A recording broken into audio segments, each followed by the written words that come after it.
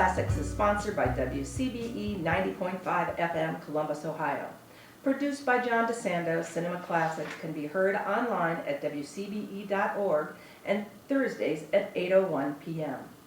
I'm John DeSando, And I'm Mindy McFan. and this is Cinema Classics. Sure enough. Boy, once again, It's we a had a classic. Mindy, can it be possible almost 50 years for Jaws? That's crazy. And what nerve we have at the time of year when everybody's going in the water to bring Jaws back. But it is in theaters, Yes. and it is worth looking at again. How does it hold up? Oh my gosh. Unbelievably well. Like I said, I've never seen it in a theater before, so I was very excited about getting that whole cinematic thing, and obviously everybody in the theater with me felt the same way. And it was on 34 millimeter film or 35 millimeter film and everything, so that was interesting because that affects the sound and what it looks like and all that kind of stuff. So it was exciting, and I was prepared, as I have been with a lot of movies, especially in that era, to watch it and go, "Ew, this just doesn't." Every minute of it held up for me.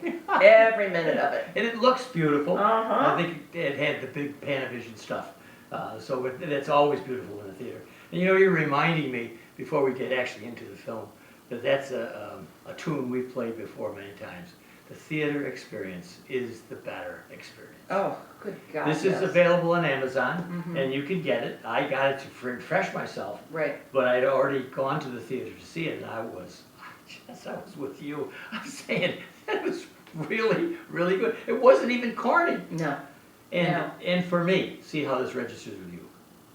I was so happy not to have CGI. Well, you see, I was so struck by, because when you know some of the background, how much creativity it took, because he had nothing.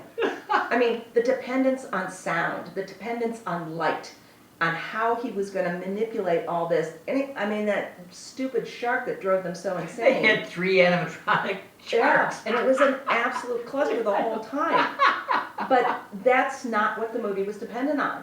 I mean, the craftsmanship you had to bring to fore when you didn't have any other options, it's amazing. And you know, this is Steven Spielberg as a very young man. Mm-hmm. And the commentary on this is all so effusive almost about the apparent talent of this young director. Yeah, I mean, Mindy made his career, yeah. and he has had superior films, which we'll talk about maybe in our Double Take podcast.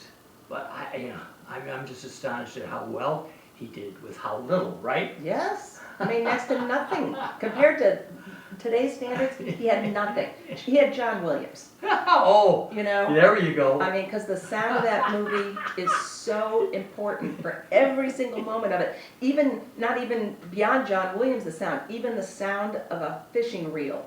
Oh, good one. That click of a fishing reel. Yes. Oh my God. It is a great shot. Ah, it's awesome. I mean, it is man and the sea. Yeah. And man and animal. Yeah. And you know man's going to lose. Yep. Yep. What interests me as much as the shark, and it does, I mean, how, when that girl is swimming, Mm-hmm. the shark is underneath, Yeah. and how he just pulls them under. Yeah. It's great in the book. I mean, the book is. Peter Benchley's book is Yes, it's big so winner. much. That is a moment that feels so similar from the book to the movie to me. Yes, right, yeah. And you don't need a lot other than some red dye in the sea. Yep. But otherwise, well, And her yelling. right, and you do have some arms and legs, Mm-hmm. which which is the gory part of it. Yeah. PG-13, Yeah. how about that?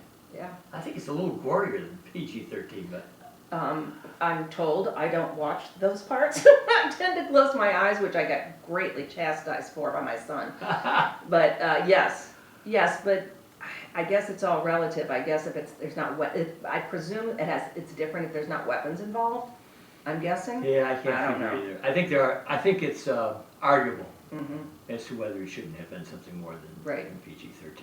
Right. I'm happy because I'm the kind of guy who would bring my kids to anything. Yeah, me too. So, Me too. That's why your They- son. They bring that up. Now and again, they'll go, you let us watch anything. I mean, I remember seeing a sex scene with my teenage son and going, this is a good example of good sex. That that reminds me, let me interject something here. We're doing this week on It's Movie Time, No Hard Feelings with Jennifer Lawrence. Right. And there is, I don't know if it's a minute or a couple minutes, of full nudity for her.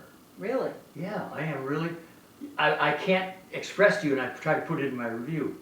It was disquieting to me to see it, not because she isn't a beautiful woman, which she really is. I don't know why. I'm still trying to factor that. Why was I somewhat shocked to see it? And why did I feel it wasn't necessary? I think for me, there's a lot of unnecessary sex in movies right now. I don't want to watch pornography, and that means I don't want to per se watch people have sex. I don't think that's interesting. Oh, I agree. I just, 2 seconds of it, I got the idea. yeah, I just, the gymnastics of it, Yeah, good I one.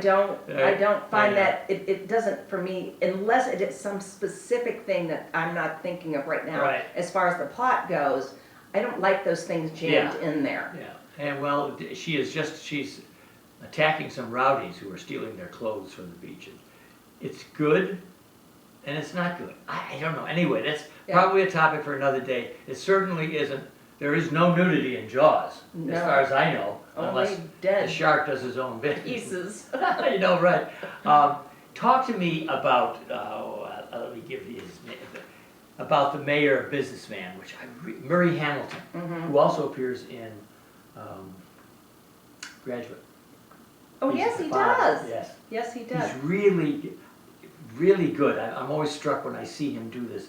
What's his role here? To be the schmuck. He's the schmuck. I mean, he's the one that gives us permission to have a balance of the good guys and just the manipulative, mercenary, capitalist monster. He's just supposed to be the bad guy. Yeah, and And he he is. does it well. He's just, He is. even So watching him fall apart is wonderful. Amity is just another beach town, and their livelihood depends on people coming in the summer on the beach. Right. So I got it. Right. But really, Mr. Mayor, there's a shark out there eating people alive, and he is going to allow them, isn't it? But in all of the shenanigans that we're used to on a daily basis by corporations, it's not a big surprise No. that he would do that. It's Sure. just pretty deplorable. What I like here is that Spielberg shows what, and I like your word, what a schmuck he is, without pounding you over the head. They're simply arguing on the beach with the sheriff, who does not want the beach to be open. And here are the businessmen wanting it to stay open. And you say, who are these guys? Right. So he, And I like that he didn't get caught out by the little boy's mother. So her son gets killed by the shark, and the mother blames it on Roy Scheider, who's the cop. yes. And I like that he doesn't get caught out that way.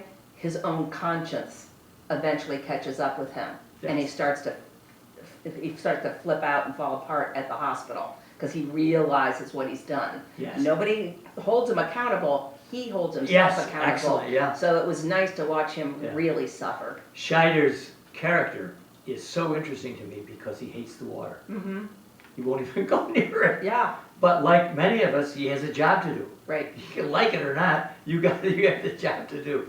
And then when it affects his son, that makes a difference to him. But still, he's very sensitive to the idea that, Well, I think he's perfect as just the average Joe. yes, Where you have the maniacal guy, yes. and Shaw, who's just on the edge of crazy. Oh, And then you have Richard Dreyfuss as the intellectual, and then you can feel yourself in Roy Scheider, yes, so very good. because he's just a guy. We have more to say, and we will say it on our podcast. You have to go to WCBE, the podcast experience, to hear Double Take. And we will be just extending our conversation on this. Mindy, what do you suggest for this film? Now, there's going to be a question out there in parents. So I'd like you to address that as well. I think kids like being scared about things that, they don't have to really be scared about. Yes. They're much more scared about the real things. Go have fun, be in a movie theater. It was so great at the end of it, everybody clapped.